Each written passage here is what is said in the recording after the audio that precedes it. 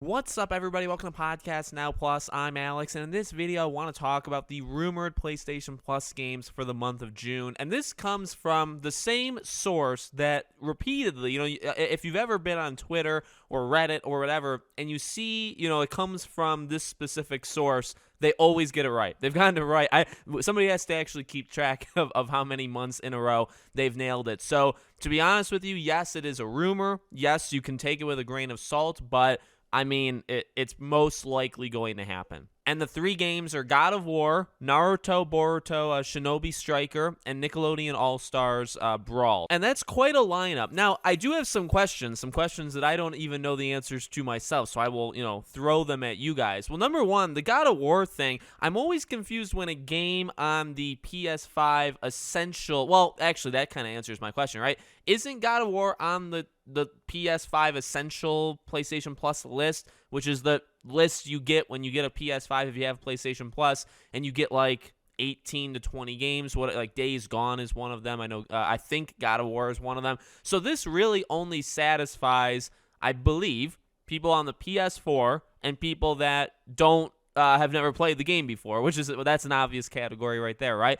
It's still huge. Do not get me wrong. It's still huge. It's sold incredibly high amounts, so I don't know who hasn't played it that this is going to get, but it's still a big game nonetheless. The other two, here's the deal. I think they're big in terms of name. I don't know how big they are in terms of quality. I think it depends on the individual person. I'm not saying this is a weak month. In fact, this is one of the better months we've gotten in a long time. The last couple months for PlayStation Plus have not been all that amazing. It's been, it's what, 2, 3, 4 months since we've had a really good one. This is a really I'm fully okay with saying that. The Naruto Boruto one did not get good reviews, both critically or from users. Okay, users didn't seem to love it all that much either. And then Nickelodeon, and by the way, like, I know Naruto and all that stuff, and I've actually played several of the past games. I don't know how the overwhelming majority felt of it, and I don't even know too much about the game. It is still a big deal, and I'll probably play. I mean, why not? I'll probably play it. And then the Nickelodeon All-Star, that one is one I kept, my attention on a little bit more. I didn't,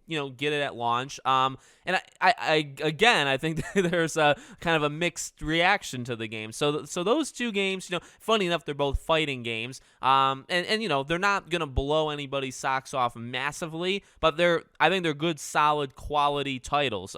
These are almost kind of games. You know how we say, like, some games are almost like made for Game Pass, where it's like, well, you wouldn't buy it, but because it's on Game Pass, like, why not? You give it a chance because it's free and all that. That's really, to me, those two games are huge, examples of that kind of thing. I don't think I'd ever buy a Nickelodeon All-Star game, but because it would be now free, I really will play it for sure. I will try it out. The final thing I want to say, and maybe the biggest thing from this entire thing, besides the month being relatively big, why is God of War the game?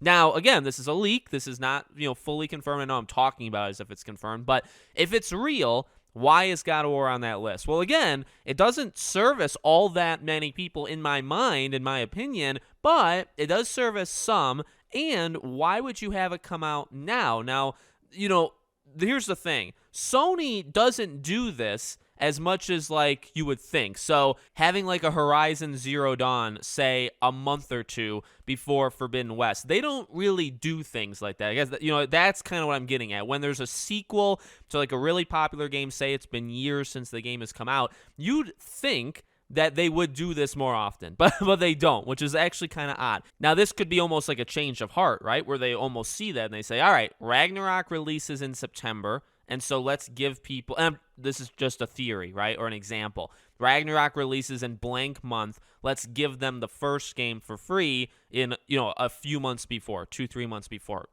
That could work. I still don't think God of War Ragnarok comes out in September. I think it's more of a October, November thing. But I do think it's if you want to read into it, that God of War is here. If you want to read into that, I think it's fine. I think it's probably valid, because you'd probably want Sony to do something like this. But again, they don't do it as much as you would think they do, which is kind of odd. So let me know what you guys think in the comments. Make sure you guys are subscribed, bell icon turned on, so you know when all these videos go up. And I hope to see you all on tomorrow's video.